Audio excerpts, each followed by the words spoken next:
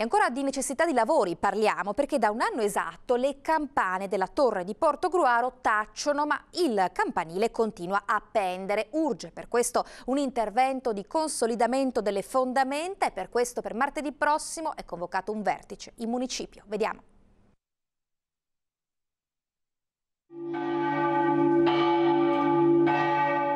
Era il 6 gennaio di un anno fa e la campana della torre pendente di Portogruaro in Piazza Duomo, risalente al XIV secolo, suonava per l'ultima volta. Qui avevamo un concerto di campane molto bello, sì, bronzi veramente squillanti. La torre, già piegata di 1,45 m sul lato nord-est, negli ultimi anni ha iniziato a inclinarsi anche di 2 mm ogni 12 mesi.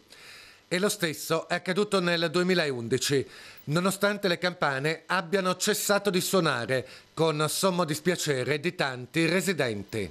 D'altra parte rischiare non si può e non si deve, pur a maggior gloria di Dio. Che la torre corra qualche rischio lo conferma anche l'ultimo rapporto dei tecnici dell'Università di Trento, che su incarico dell'amministrazione stanno monitorando il campanile.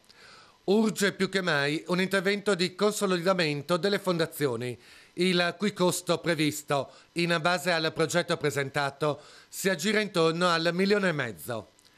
Non a caso per martedì prossimo alle 20:45 in municipio a Portogruaro sono state convocate le commissioni consiliari che si occupano di lavori pubblici e beni culturali.